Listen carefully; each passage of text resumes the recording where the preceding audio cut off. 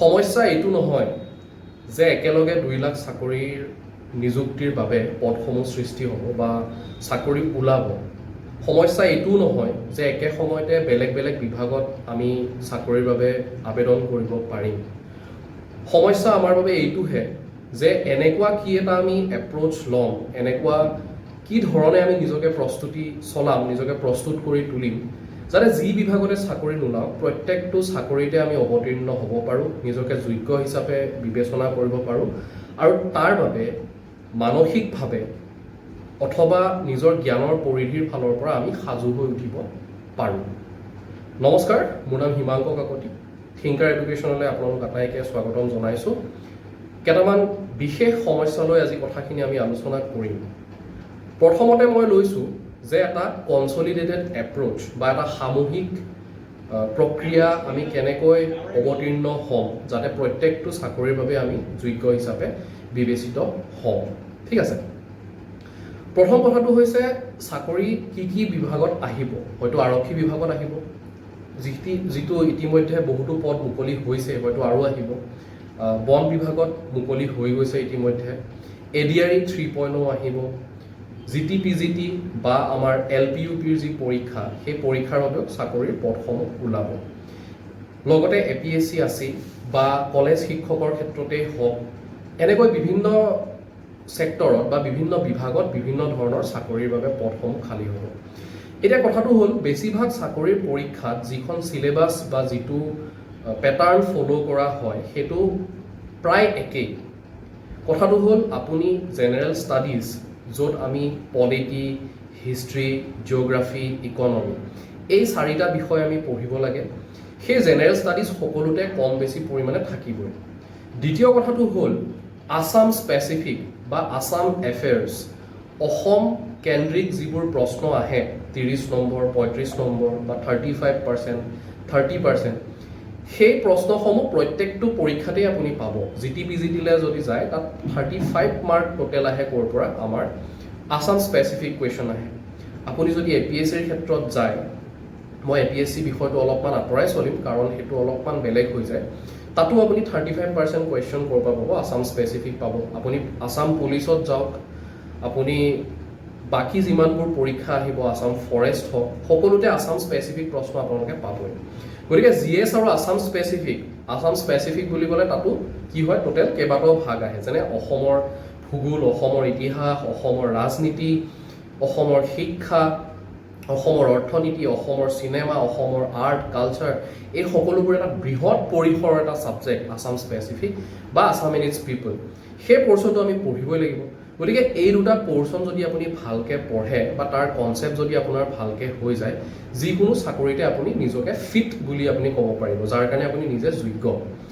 দ্বিতীয় কথাটো হ'ল মেথমেটিক্স কম বেছি পৰিমাণে প্ৰত্যেকটো পৰীক্ষাতেই লাগে। আপুনি CTET দিয়ক, GT-PGT দিয়ক, আছাম পুলিচ দিয়ক, প্ৰত্যেকটো পৰীক্ষাতেই কম বেছি পৰিমাণে মেথমেটিক্স লাগে।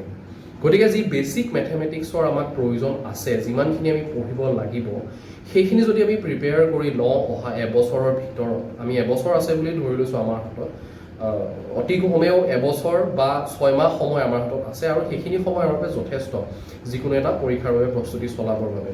তেতিয়াহ'লে আমি মেথমেটিক্সৰ বেচিক্সখিনিও আমি ক্লিয়াৰ কৰি ল'ব পাৰোঁ।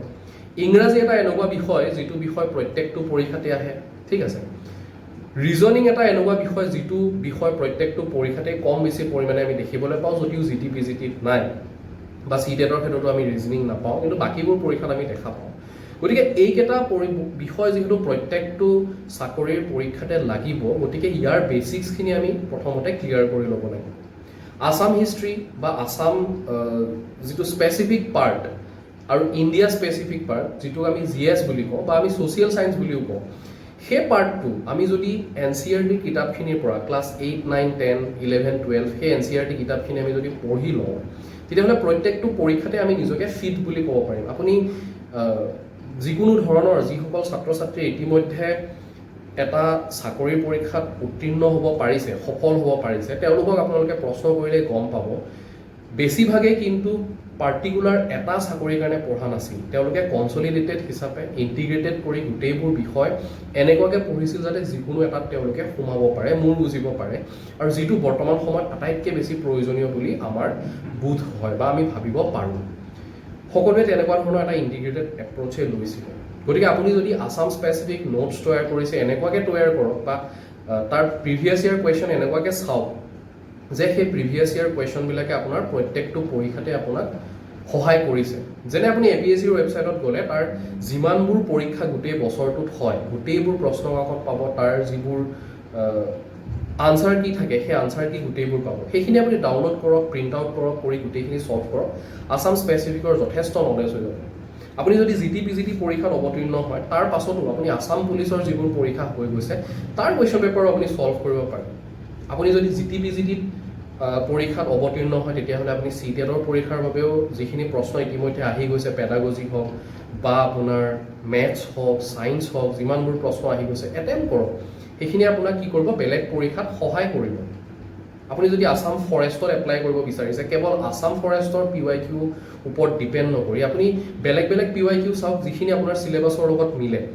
মুঠৰ ওপৰত এটা কথা আপোনাক দি ক'ব পাৰোঁ যে যিখিনি প্ৰশ্ন থাকে, কিছুমান ডেফিনিট প্ৰশ্ন থাকে, সেই প্ৰশ্নখিনি কি হয় পৰীক্ষাবোৰত ৰিপিট হৈ থাকে। আৰু যিবোৰ নতুন প্ৰশ্ন আহিব সেই নতুন প্ৰশ্নবোৰ ক'ৰ পৰা আহিব, কাৰেণ্ট এফেয়াৰ্ছৰ পৰা আহিব।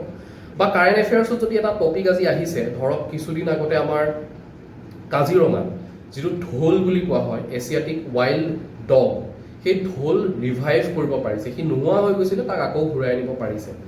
গতিকে সেই ঢোলৰ ওপৰত সেইটো হৈছে কাৰেণ্ট এফেয়াৰ্ছ, কিন্তু তাৰ লগত জড়িত যিটো ষ্টেটিক পৰ্চন সেইটো হৈছে কাজিৰঙা নেশ্যনেল পাৰ্ক।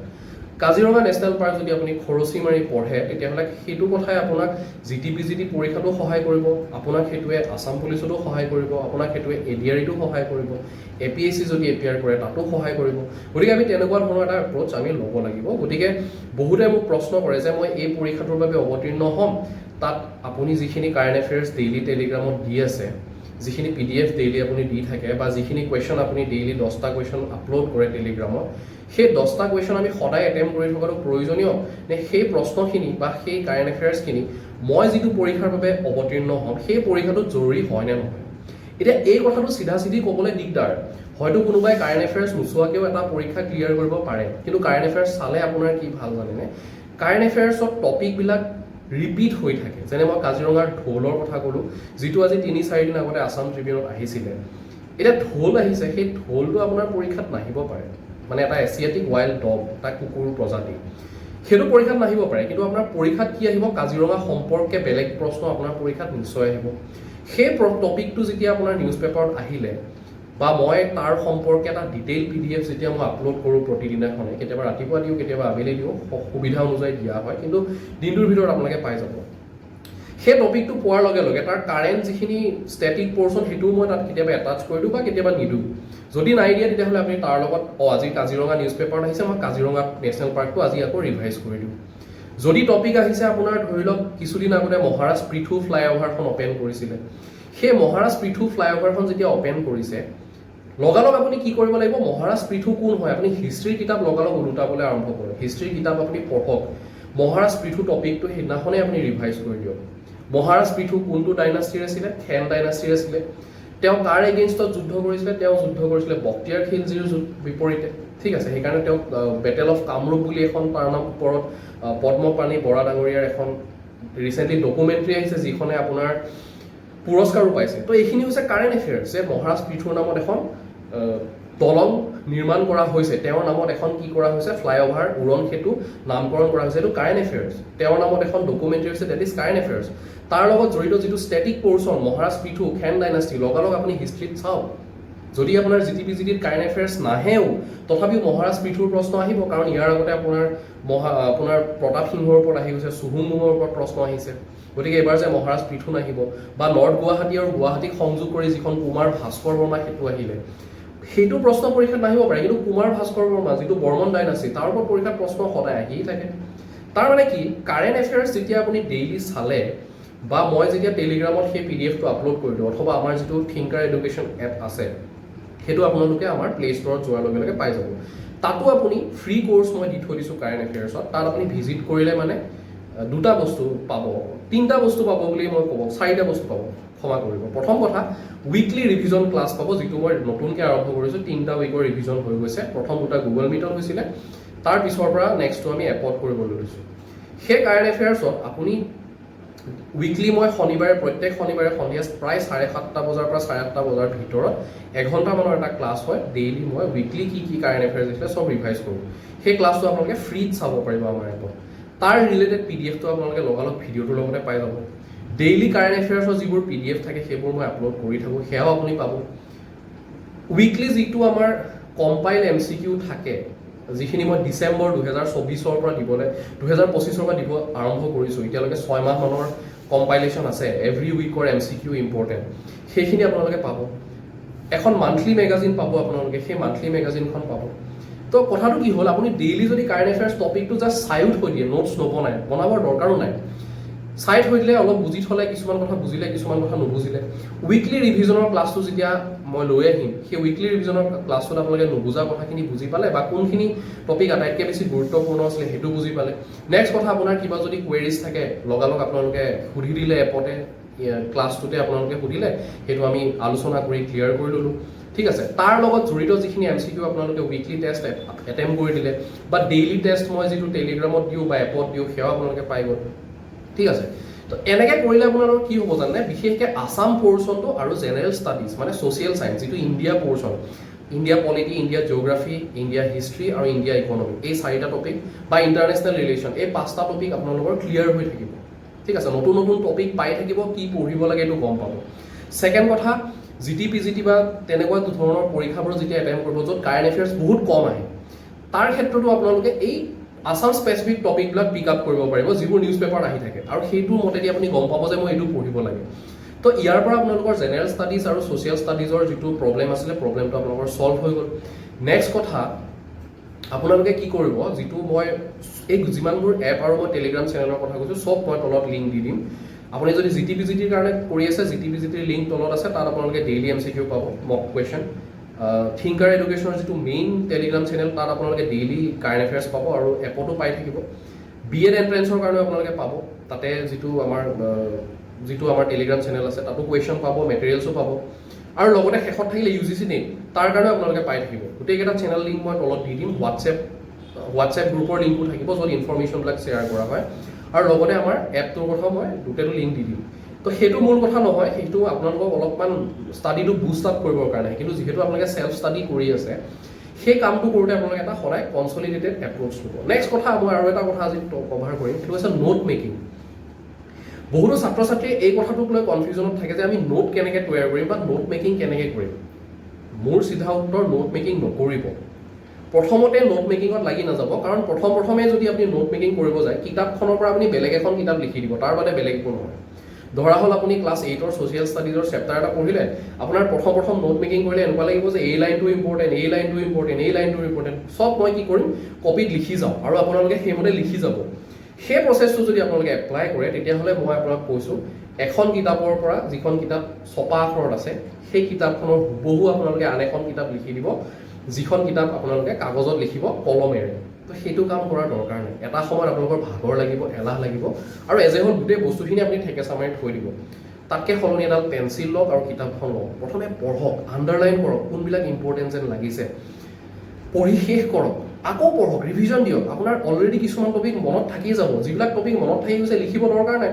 যদি আপুনি জানে মহাত্মা গান্ধীৰ জন্ম 1869 চনত হৈছে, সেই কথাটো আপুনি লিখাৰ প্ৰয়োজন নাই। আপুনি যদি জানে চিপাহী বিদ্ৰোহ 1857 হৈছে, আৰু চিপাহী বিদ্ৰোহ হোৱাৰ কাৰণটো হৈছে কি, যিমান আমাৰ ইনক্ৰিজিং টেক্স আছিলে, যিমান আনএমপ্লয়মেণ্ট আছিলে, সেইবিলাকৰ কাৰণে, আৰু পিছত বিশ্বযুদ্ধৰ সময়ত আমাৰ কি হৈ গ'ল, ক্ষমা কৰিব, বিশ্বযুদ্ধ নহয়, ইংৰাজ চৰকাৰখনে যিবোৰ আমাক প্ৰমিছ কৰিছিলে, এইবোৰ কাম কৰিব পৰা নাই, তাৰ কাৰণে কি হৈছিলে, চিপাহী বিদ্ৰোহ হৈছিলে।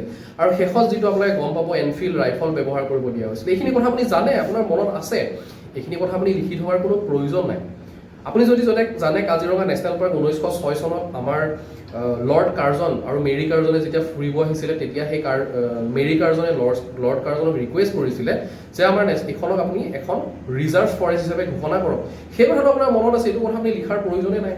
তো সেইবিলাক কথা মনত কেতিয়া থাকিব যেতিয়া আপুনি কিতাপবোৰ বাৰে বাৰে পঢ়িব, যেতিয়া বাৰে বাৰে পঢ়িব, তাৰ ৰিলেটেড ভিডিঅ' ইউটিউবত চাব, ঠিক আছে, তাৰ ৰিলেটেড কুৱেশ্যন এটেম্প কৰিব, যিটো আটাইতকৈ বেছি গুৰুত্বপূৰ্ণ, যিটো মই টেলিগ্ৰামত, সেইকাৰণে মই আপোনাক কৈছোঁ টেলিগ্ৰাম চেনেলৰ কথা, তাত মই ডেইলি কুৱেশ্যন দি থাকোঁ, ডেইলি নহ'লেও উইকলি আপুনি এটলিষ্ট 15-20টা কুৱেশ্যন পাই থাকিব।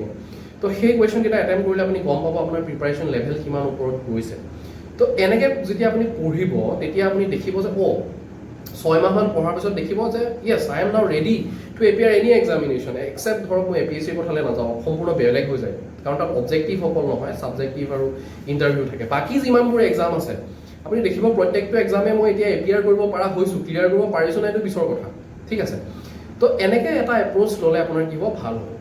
নেক্সট মই চাই লওঁ আমাৰ কিমান সময় আৰু আছে। অ'কে, আমাৰ হাতত আৰু 5 মিনিট সময় এটা আছে, মানে আৰু ভিডিঅ'টো কিমান সময় ৰেকৰ্ড হ'ব মই চাই ল'লোঁ।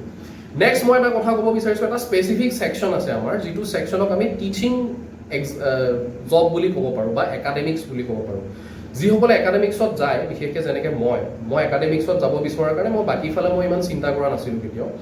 তো একাডেমিক্সত যেতিয়া যাব বিচাৰে, মানে আপুনি ধৰক LP UPত যাব বিচাৰিব পাৰে, আপুনি GT যাব বিচাৰিব পাৰে, আপুনি হয়তো কলেজ শিক্ষকৰ বাবে কৰিব পাৰে, আপুনি হয়তো BEd এণ্ট্ৰেঞ্চ দি আপুনি BEdৰ এজন প্ৰশিক্ষাৰ্থী হ'ব বিচাৰিব পাৰে। তো সেই লাইনটোত গ'লে মানে আপোনাৰ অকণমান কিছুমান কথা বেলেগ হৈ যায়।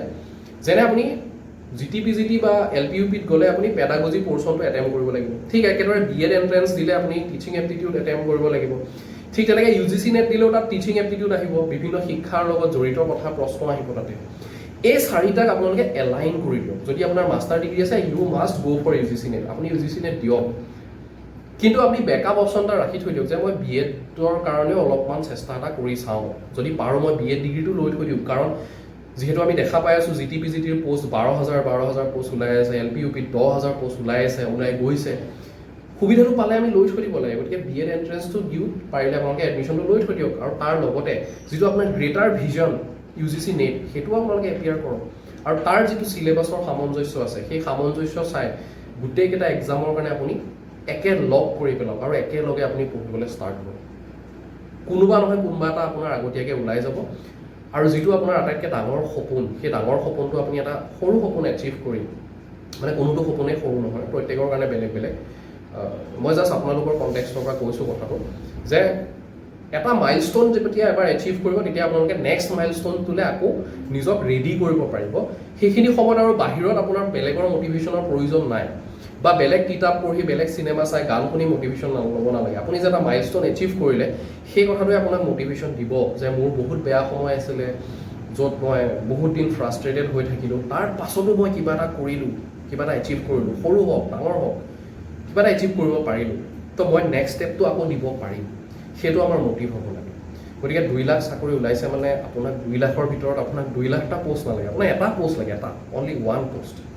কিন্তু 1 পোষ্টৰ কাৰণে আমি 1000টা দিন, মই 1000টা দিন বুলি এইকাৰণে কৈছোঁ, 365 × 3 কৰি দিলে মানে আমাৰ 1000 পাৰ হৈ যাব চাগে। 3 বছৰীয়া যদি এটা আপুনি অলৰেডি 2 বছৰ আপুনি কষ্ট কৰি আহিছে, আৰু এটা বছৰ বা 6টা মাহ আপোনালোকে কষ্ট কৰিব পাৰে, গতিকে 6 × 3 = 18, আৰু 180 ডেইজ আপোনালোকে কষ্ট কৰক, কনচলিডেটেড এপ্ৰ'চ লওক, পঢ়াৰ ষ্টাইলটো সলনি কৰক, যিমান পঢ়ে সিমান কুৱেশ্যন এটেম্প কৰক। কাৰণ বিৰাট কোহলিয়ে যদি বেটিং কেনেকৈ কৰিব লাগে সেইটো কথা কিতাপ পঢ়ি থাকে সদায়, আৰু সেইটো কেতিয়াও এপ্লাই নকৰে ৰিয়েল ফিল্ডত, বেটিং কৰি নাচায়, বলবিলাক ফেচ নকৰে, তেতিয়াহ'লে বিৰাট কোহলি কেতিয়াও ভাল বেটছমেন নহয়।